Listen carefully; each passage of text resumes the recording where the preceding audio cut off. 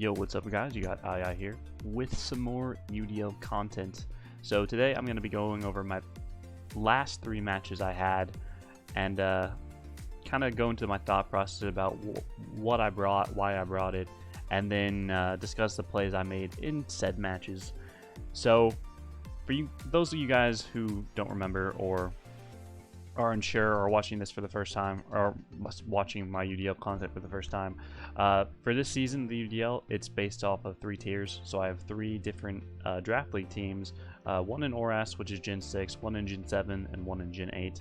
So for my week 7 game, I actually played my Gen 6 match versus TJ, and TJ has a pretty threatening team. He has Extra Drill, Tyranitar, so Sand Rush, Extra Drill could definitely be a threat. Starmie for spin, Togekiss to flinch and para-hacks me. Amoonguss, which does Amoonguss things, Spores, Toxics, does, I guess, Foul Play. Regen Mon, pretty annoying. He has a pretty threatening Regen core, I guess. Oh, I wouldn't say threatening, it's just more like annoying. That could kind of stop my hyper offensive Mons and Alamola and Amoonguss. I also have Sun and Charizard Y, which could definitely be a pretty big threat. Gothorita, I think, is a sleeper pick as well. Pretty low in price when you draft it, but also very scary because if you don't bring, like, say, Shed Shell on a Pokemon, it can just end up sweeping you, or at least causing enough havoc where something like Excadrill could sweep you, or Charizard Y can just break your team. So, gotta be careful around that.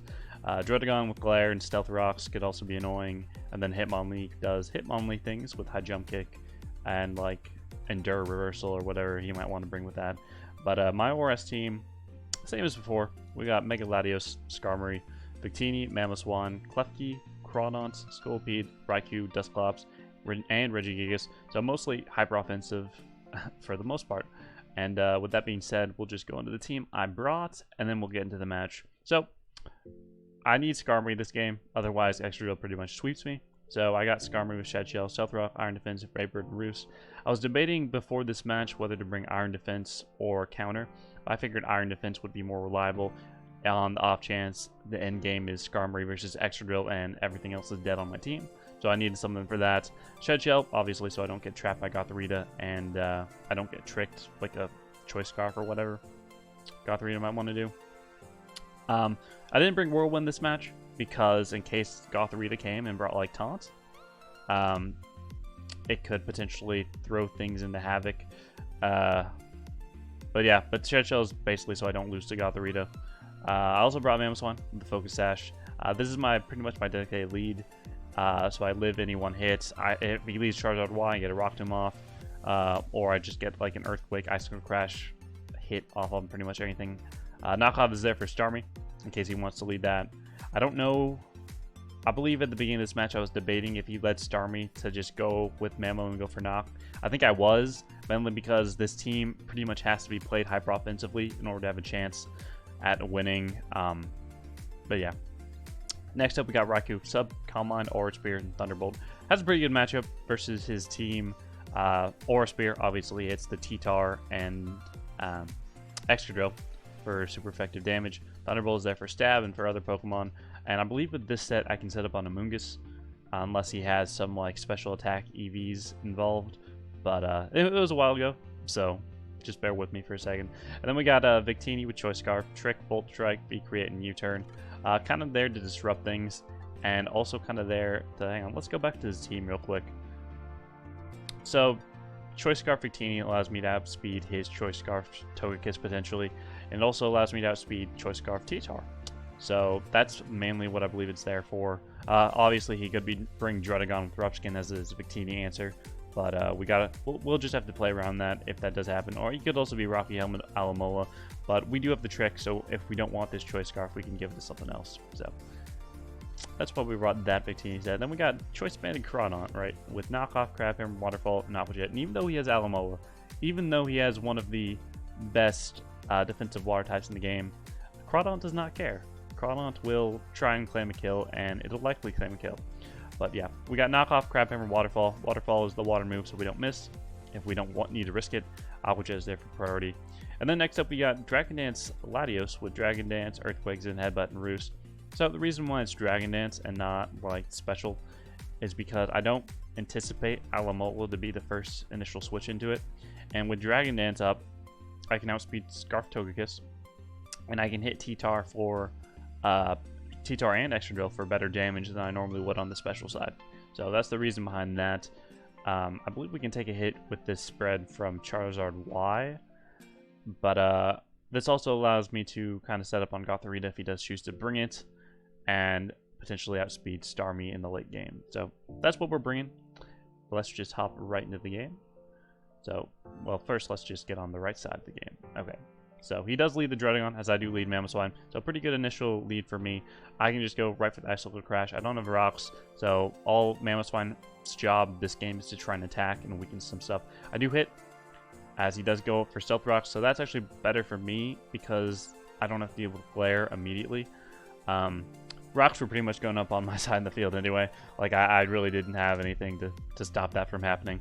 But that obviously that leads me to believe that Dredagon is defensive Dredagon, just based off of that damage. And he's going to switch, as I believe I just go for the Earthquake here. And it's actually revealed to be a eject button. And that's better for me, because now I don't have to deal with switching to Alamola, because my team can't really do that. But he goes Starmie.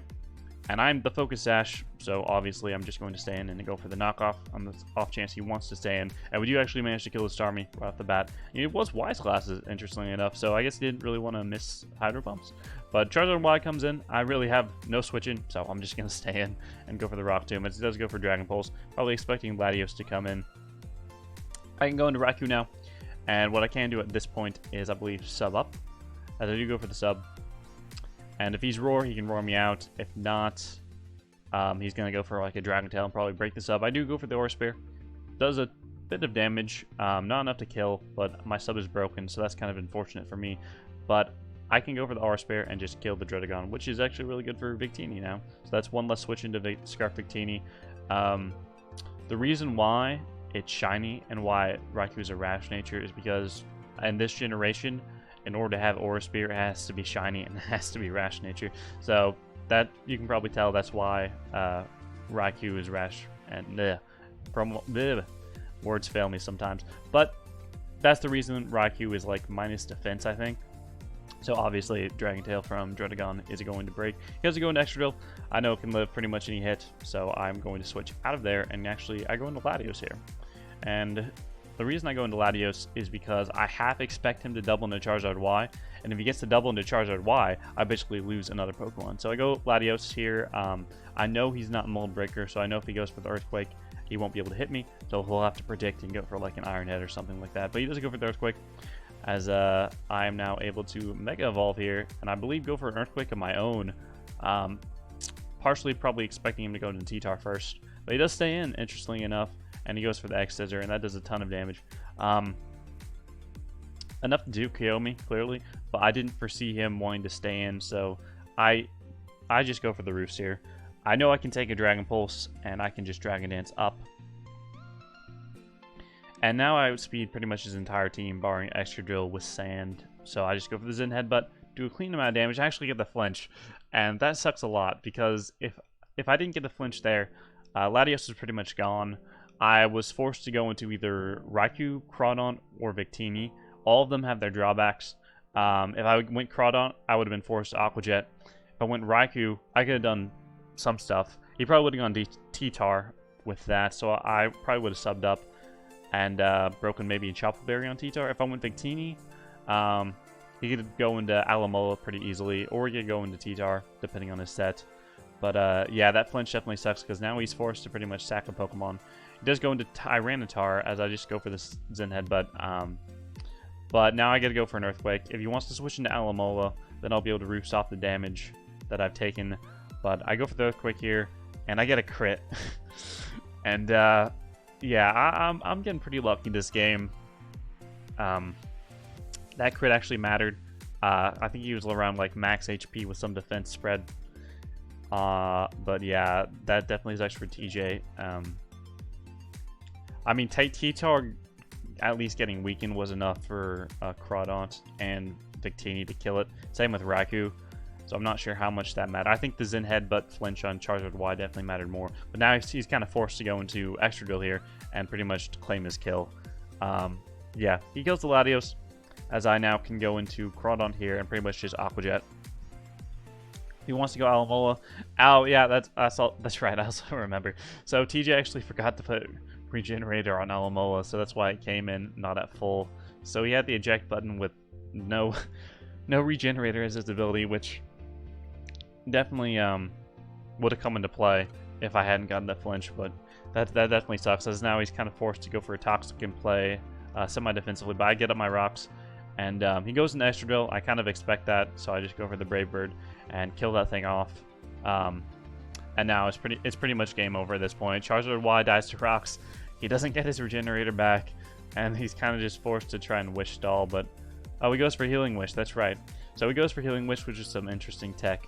And Charizard Y can come out, but unfortunately Charizard Y still can't win with Crawdon and Scarfectini in the back.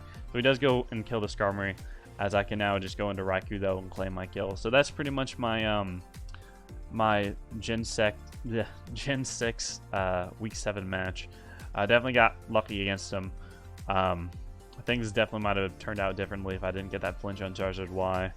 But yeah, that's the game we play. Still good game to TJ. Although, I mean, Healing Wish was pretty cool tech. But yeah, definitely got a bit lucky there. But now onto my Week 7 game. And so Week 7 was, as you probably guessed it, set in Ultra Sun, Ultra Moon. And who would I end up playing? Yes, I ended up playing Nate. So, Nate also had a threatening team. Let's see if I can find it. Well, actually, what am I doing? Yeah, let's see if I can find his team on the dock, not my actual team. So let's see, where is Nate? Right. So he also has a pretty interesting team. A bit limited, I think, but overall kind of threatening to prep for. So he has Mega Latias. Yeah, Mega Latias. Tapu Fini, Zeraora, Skarmory, Mamoswine, Umbreon, Amoonguss, another Amoonguss, Emboar, and Lunatone. So Lunatone, I'm not too concerned about. Emboar is a bit of a threat, but I do have answers to it. Amoonguss' Spore could be annoying, but I think I also have answers to it. I think the main threats right now, Latias, Tapu Fini, Zeraora, and probably Mamoswine, and maybe Emboar as the biggest threats to me. So my team, I believe, is Shaman Sky, which I think is actually garbage. So in this league, Shaman Sky is not allowed to have Air Slash, and it's I've had very varied success with it. It's definitely not something I would recommend compared to like Darkrai or even like Tornadus Therian. I don't think it's better than those two. I don't think it's better than Ash Greninja either. But basically, would not recommend Shaman Sky. Its move pool isn't as good as you'd expect. Basically, it has like Air Cutter as its best air stat or flying stab, as Earth Powered, as Sleet Flare and Giga Drain, and and then it has a hidden power move. So really, overall, not the best. Not something I'd recommend to draft if you have other better options.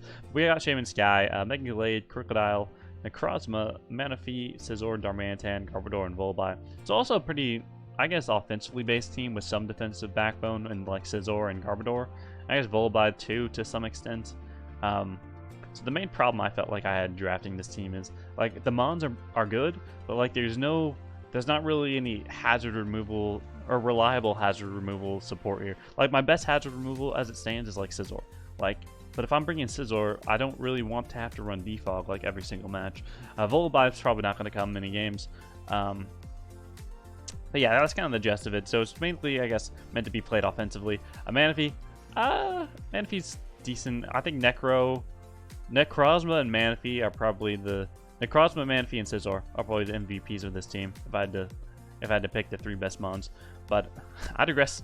Let's get into the team I brought against Nate real quick. Let's see if I can find it. I think Ubers. Yep. Cool. So we're bringing Wakanberry, Manaphy with Tail Glow, Surf, Energy Ball, and Ice Beam. I believe the spread is there to one-shot Amoonguss after a Tail Glow, and then the rest is like just bulk, so I can take hits better from Zeraora and Emboar. Next up, we're bringing Calm Mind, Photon Geyser, Signal Beam, Moonlight. So originally, I actually changed the set like right before the game. So originally I was like Calm Mind, Iron Defense, Signal Beam, Rest. But then it was like, I was looking at his team like right before the game, and I'm like, wait a minute. This looks kind of hard to win with. The only thing that's really good at beating down, I mean, he can beat down his entire team, right? But it loses to like Taunt or Whirlwind Skarmory. Tapu Fini can beat it down with Taunt and Nature's Madness pretty easily. And then it struggles to beat down Emboar, or, well, I mean, I guess it can set up. But then there's also the potential of Clear Smog and Moongus, we could also just potentially wall it. So that's the reason why I opted out of not bringing that. But the reason I brought Moonlight and Calm Mind Photon Geyser is because Tapu Fini's Misty Terrain makes it so Umbreon can't Toxic me. So I figured I might be able to take advantage of that. So that's why I brought this set. I believe enough speed, outspeed Adamant Mamoswine. Yeah. Didn't want that thing doing too much to me, so pretty much enough speed, outspeed Adamant Mamo, and then the rest in health and bulk. But next up we got Choice Scarf Crocodile. Adamant Nature. I believe with this spread I outspeed max speed Zeraora in case you wanted to bring max speed Zeraora for whatever reason. But yeah, that's the spread. Stealth Rock, Earthquake, Knockoff, Crunch. Don't really foresee me getting up rocks in this game, but if I do, that's fine. I mean, I see Crook being like a late game cleaner if I need it to be, so that's why I have that. Mega Latias is actually a pretty big threat against me, so that's why we're Scarf. Crunch to do maximum amount of damage, so hopefully that'll work out. And then next up we got Adamant Glade. Enough speed, outspeed, max speed Tapu Fini. Don't foresee that happening, but it's just there just in case. Adamant Nature, 180 base attack. And I believe with this spread, let me see. Let me go back to his team real quick. But yeah, I think mostly the bulk was necessary on this spread for me to live a hit from Emboar. I think that's what it was there for, from like Scarf Emboar. Yeah. But yeah, we're Swords Dance, Ice Punch, Close Combat, and Leaf Blade. Leaf Blade for Tapu Fini, Ice Punch for the Lati, and Close Combat just for stab and for like Skarmory. But yeah, next up we got Defensive Scizor with Bullet Punch, U-Turn, Defog, and Roost. And as I was mentioning before, I don't really like forcing Scizor into this role of a Defogger, but as it stands, I have no choice most of these games if I want to bring hazard removal, so Scizor's still the best bet. And yeah, let's look at his team. So he can Spike Stack me, which is why I have to bring Defog. You can get a Rocks with Mamo, Rocks with Scarm, Spikes with Scarm, and pretty much just play it off of that. I'm not sure if that's what he's going to want to do this match, but he definitely has that option. Because as I said many times in this video already, this team does not have good hazard removal. So we're Bullet Punch, U-Turn, Defog, and Reduce Aqua Berry, so we can take a surprise hit from Mega Latias if he does indeed bring the Hidden Power Fire. But I don't think this set can take a hit from Life Orb Emboar, but it might be able to take one for a Flare Blitz from Scarf, but I don't remember. This game was played probably a couple weeks ago, so yeah. And lastly, we got Focus Sash, Aim, and Sky. This is my lead: Seed Flare, Hidden Power Fire, Giga Drain, and Endeavor. Enough speed to outspeed Mega Latias. But yeah, this is pretty much my Kamikaze lead. Try and wreck as much damage as possible. Break things down with Manaphy or Gallade, and then win with Necro, Crook, or Scizor. So yeah, that is why we're bringing this stuff. And let's just hop into the game. So, oh cool, we're already on the right side. Nice. So, I do lead the Shaman's guy, as planned. And he does lead the Mamoswine. And it didn't occur to me while this was happening, but I know Mamoswine gets Icicle Spear, and Shaman's Sky could have just died. It could have just died instantly. Because I figure a Mamo lead is probably going to be Focus Sash. But I guess I didn't care at the time. I just go for Giga Drain and take us both down to our Sash. And at this point, I'm going to preserve Shaman's Sky just in case I want it later there for Tapu Fini, in case that thing eventually gets out of hand. But I'm going to go into Scizor here. If he wants to get a Brock, that's okay. It's kind of a foregone conclusion. If he wants to go for Endeavor, really good play. Because if you went for Endeavor, you basically got a kill here. Yeah. But he goes for Ice Shard here. And that's really good for me because now I can just U-turn out. I can go for Bullet Punch as well, but I foresaw him wanting to save Mamoswine. And I just go for U-turn. And as Emboar does come out, and I can just go into Manaphy.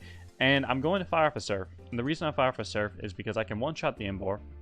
If he goes for Wild Charge, if he's first off, if he's Choice Scarf, he will outspeed me. If he's not Choice Scarf, Embor's gonna die. If he's Assault Vest, he's gonna live, and it's gonna be pretty much the same amount of damage because I'll be able to kill it next turn anyway.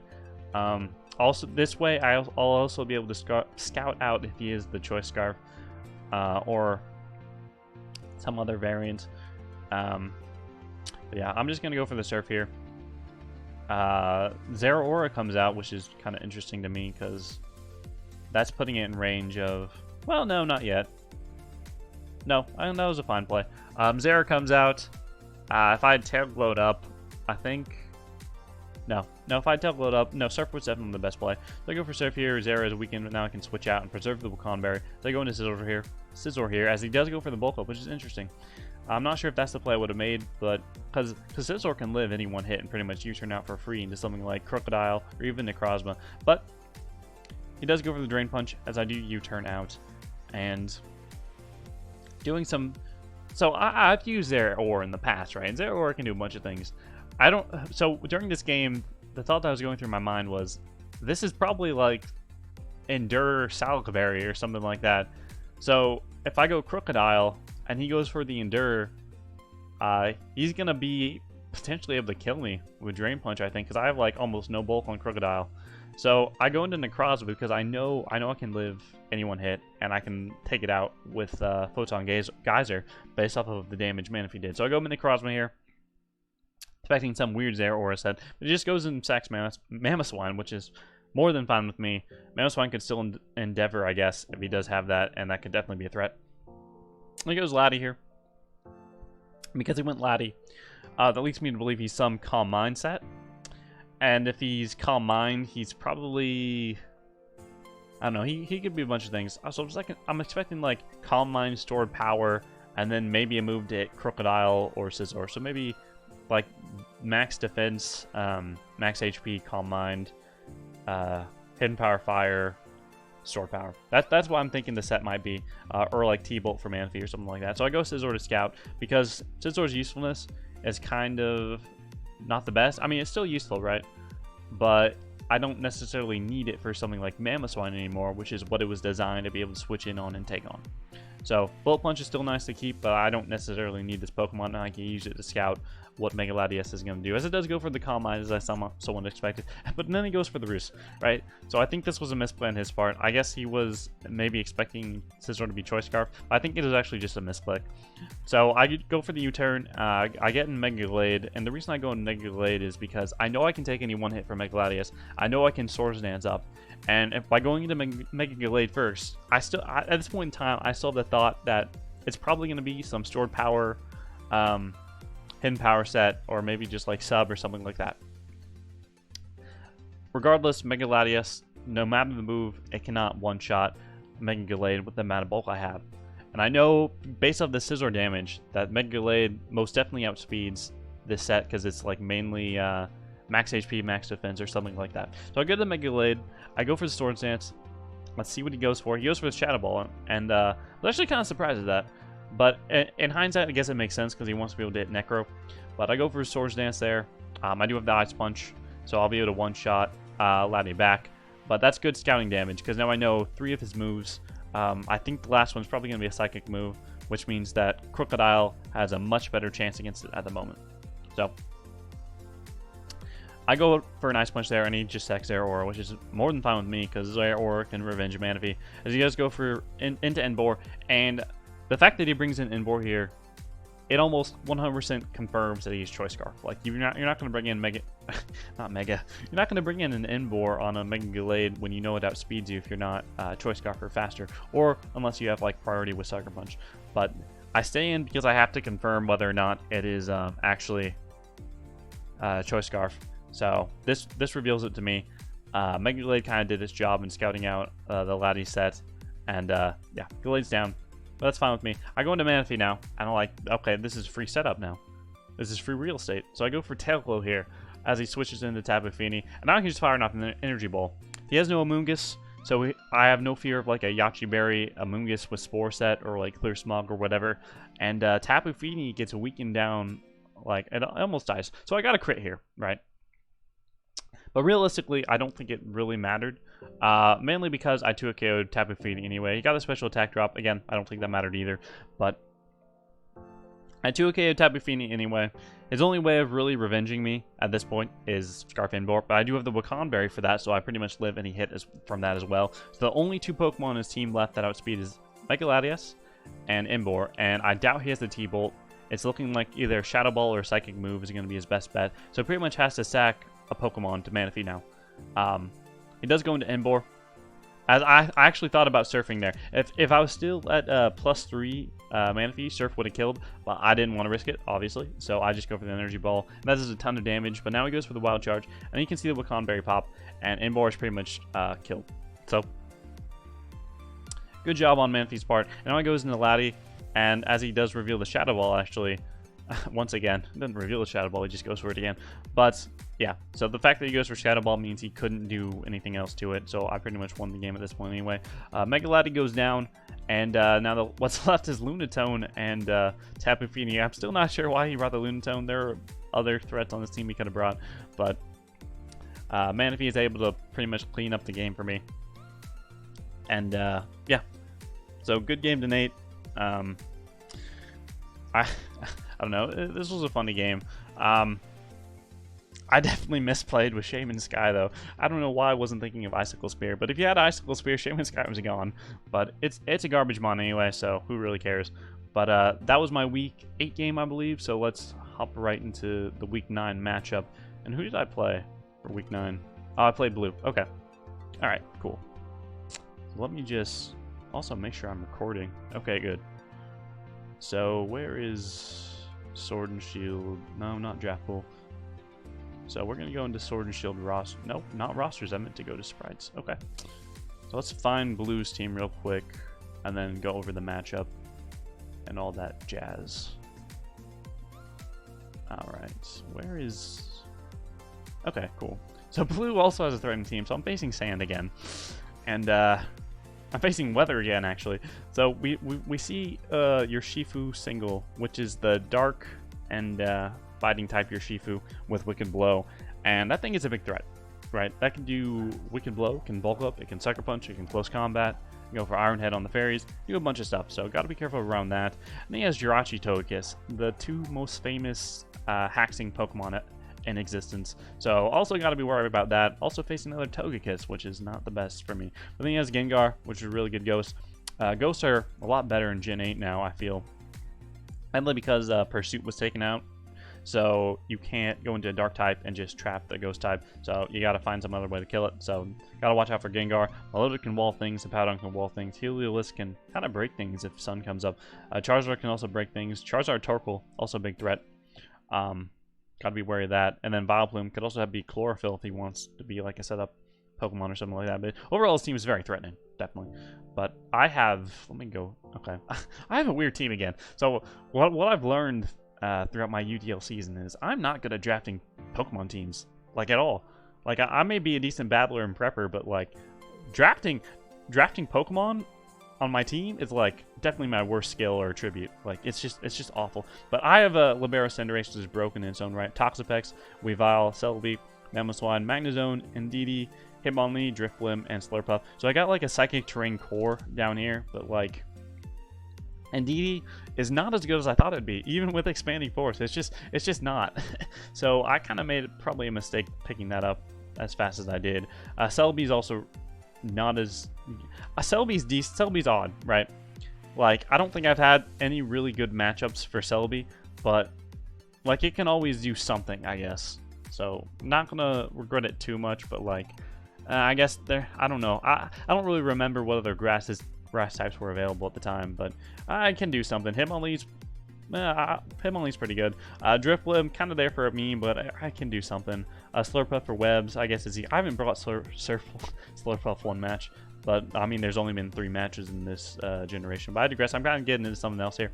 But we got the Ice Core and Mamoswine, Weavile, Toxapex. So Cinderace, Toxapex, Weavile, and Mamo are pretty much always coming, and then it's just depending on matchup what other 2 Pokemon are coming as well. But with that being said, let's go into the team I'm bringing. And let's find it real quick. Was it an OU or a National Dex? No, that's not it. Okay, so it's in national decks. So we got Weavile, heavy duty boots, Swords Dance, knockoff, ice shard, triple axle. Pretty standard. Just knockoff ice moves. Cinderace we're actually being choice banned. So this is the first week I believe I'm bringing in choice band to Cinderace. The reason is because I need something to break his team, right? He has Hippowdon, he has Milotic, and Cinderace on his own cannot break it. So it needs something to boost its power. So that's the reason we're bringing this set. Mamoswine with Choice Scarf, Stealth Rock, Icicle Spear, Earthquake, and Ice Shard. Just something so I can revenge Gengar pretty handily. I don't really have...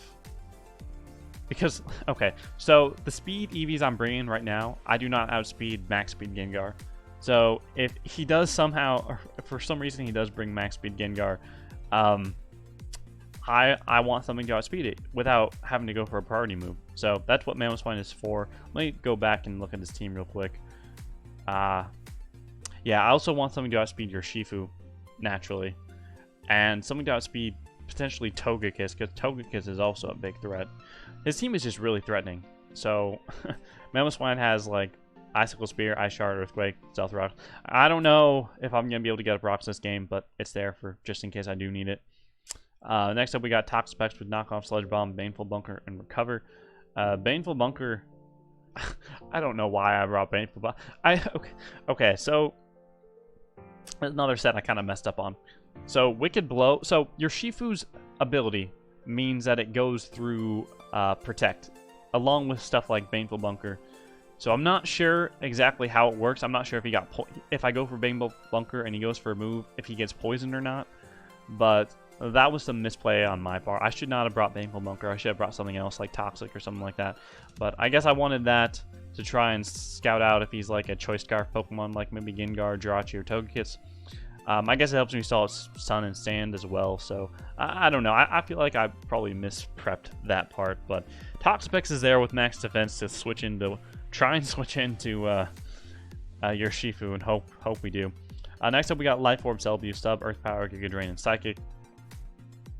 Kind of there to help weaken down my Milotic. You'll kind of see what Celebi does this upcoming game, and you'll be able to make your judgment of Celebi on your own. But yeah, I'm bringing an offensive spread to try and do as much damage as possible to like Jirachi, Togekiss, Hippowdon, and Milotic, and hope it overall goes well. Then next up we're bringing Magnezone with actually Weakness Policy, Sturdy, Thunderbolt, Flash Cannon, Steel Beam, Protect. So Blue's team is like really good, right? It's better than mine, I think. So the only way I'm gonna win this game is I'm gonna have to come up with some weird prep, or at least just try and overpower him with all of my my ice types and Magnezone. So this is pretty much my dedicated lead with Weakness Policy. So the idea is like he leads Hippowdon, or like he even leads like Torkoal, right? And they go for the super effective move. I get the Weakness Policy off and I get my kill. So Magnezone's only job this game is to like get one kill. So that's the why we're rocking this sort of spread. But without further ado, let's just get right into the match.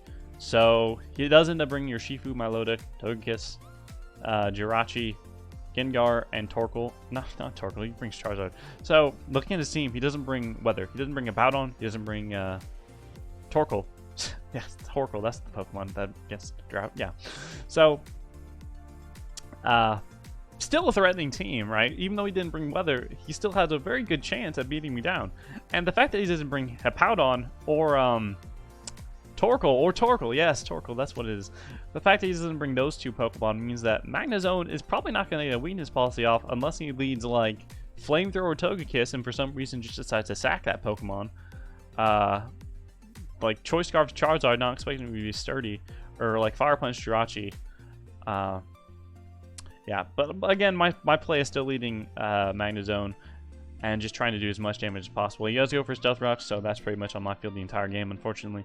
But I'm just going to go into Magnezone and start firing off attacks. So he goes for U-turn, meaning my Sturdy is now broken and useless. So Magnezone basically has like no item at this point. But I go over to T-Bolt and I actually get a para.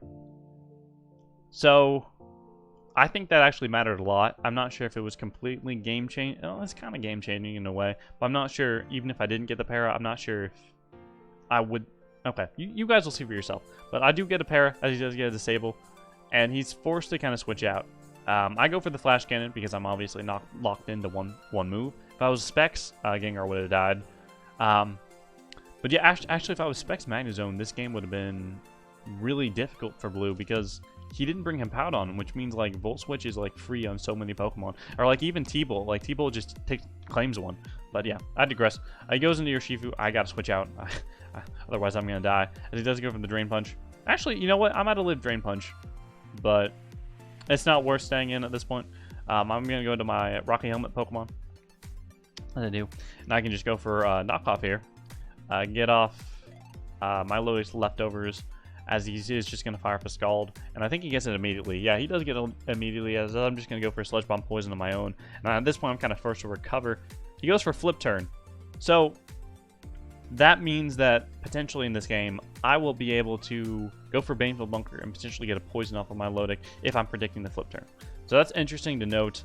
Yeah, I'm pretty much forced to go to for a recover so I can switch in on your Shifu later. He goes in Jirachi, and I'm just gonna, I believe, go for a knockoff again. I'm not sure what Jirachi wants to do for me, but that's like a defensive Jirachi, so, or at least a max HP Jirachi. So like Psychic and like Zen Headbutt, they're not gonna do much. If he goes for Zen Headbutt, he's gonna take Rocky Helmet Chip. So not too worried about that. So I went for knockoff there. But now I'm gonna go into Magnezone because my Lodic is pretty much forced to recover here. So he goes for recover, as I pretty much just claim another kill. As he goes into Jirachi, I go for T-Bolt, and at this point, I'm pretty sure he's just sacking it off. But I go into, so he goes for Healing Wish. So face another Healing Wish team, and he's going to want to heal Gengar. And I go into Toxapex here on the off chance he wants to go for like a Fire Punch and like do something, or if he wants to try and flinch me down, because the Rocky Helmet would kill the Jirachi at this point in time. And going Toxapex means that your Shifu can't immediately come in, and he's kind of forced to go into something else. So he goes for the Healing Wish. Funnily enough, so Healing Wish this generation, right, you don't have to go immediately into the Pokemon you want to be healed, right? So, like, let's say he went for Healing Wish and, like, goes into Charizard, for example. If he brings back Gengar when Charizard leaves, Gengar will actually be healed, because Healing Wish actually stores into the next Pokemon if it's not weakened this generation. So that's something interesting to note. But he does go into Gengar and just heals all the way up. I'm kind of forced to stay in and go for knockoff. They just go for the Shadow Ball, and that is definitely Specs, I believe. Yep, that is choice Specs. This is a ton of damage, and I do want to preserve Toxapex, so I'm going to go Weavile. I'm thinking, like, the odds of him going for Focus Blast are very low. For one, like, Focus Miss is not... I have my own grievances against Focus Blast, so I assume other people do as well. But I don't think he's going to go for the Focus Miss or like a Will-O-Wisp or something like that. So I go into Weavile. And I actually don't outspeed Gengar if he is max speed. So I double actually into Magnezone because I expect my Lodic to actually come out. And yeah, my Lodic does come out and I pretty much get another kill with Magnezone. So pretty good for me. Your Shifu comes out and dies. So not bad for me at all. And Togekiss can come out. I'm not going to let it sub up, so I'm just going to sack it off. He does go for Aura Spear, as I can now go into Cinderace, and Cinderace is choice banded, right? My Lodic can switch in, but it's not going to appreciate this U-turn damage, and I know he's going to switch out into my Lodic because he does not know I'm choice banded, and U-turn does like over 50, which is ridiculous, but I go into Selby now, and I just want to start firing off hits. I go for Substitute, actually, expecting him to switch, as I can now go Psychic, as I can now go for a Psychic on Togekiss. As you can see, like, this does nothing. This is ridiculous. Like, I'm like max special attack timid Celebi, and this Psychic damage, which is stab, by the way, does like 39%, which is just insane. And this is just like a max HP Togekiss. So this is ridiculous. I do 42 that time, which is a bit more. But now eventually I'm going to have to be forced to switch out, like right now. So he has to go for Roost here. I go into Cinderace here, and try and claim my kill with Pyro Ball, as I believe he's actually Gengar, right? Probably trying to get like a Cursed Body. I'm pretty much forced to switch out anyway, as he does go into my Lodic. I'm not going to be able to kill it, so I'm pretty much going to do sack Celebi at this point. And things are looking pretty decent for me. My Lodic is at 50%. I pretty much have to spam Psychic and do as much damage as possible to Togekiss, as he reveals the T-Wave, so that's a thing, and I just spam Psychic trying to do as much damage as possible for Cinderace, and hope I break through the para, and I do. I guess Death Drop there, but that doesn't really matter. As I now go into Cinderace and pretty much claim another kill, as I believe he sacks Togekiss again. So my Lodic is at half. I want to preserve the Sucker Punch on Cinderace just in case I need it for Charizard. So I go into Toxapex. At this point, I am kind of forced to recover here. He takes Rocky Helmet Chip. I could have gone for Baneful Bunker there, but I don't think there was any real point. I need to recover here, so if he double switched, I would lose a lot on that turn. But he's actually revealed to be sub Charizard. So I'm like, okay, that's kind of threatening. What is he? He's Dragon Dance actually, and I do not have Haze on Toxapex. So things not looking the best for me. I hard switch into Mamoswine. I can take a Flare Blitz. Okay, so I was doing some calcs at this point in the game, and I can take a Flare Blitz from Charizard if he's Adamant and not like a fire boosting item. I can go for Icicle Spear and potentially weaken it down so Weavile or Cinderace can kill it with Sucker Punch or Ice Shard. So my thought process is I can live the hit. I can live Flare Blitz. He goes for Flare Blitz. He kills Mamoswine. Okay. I'm like, okay, I guess I cannot live the hit. But it was actually revealed to me after the match that he was actually E-Belt and this wasn't a roll. But if he was like Adamant and no item, he would have had to get a max roll, which is 88% to kill Mamoswine. But I found out after he wasn't.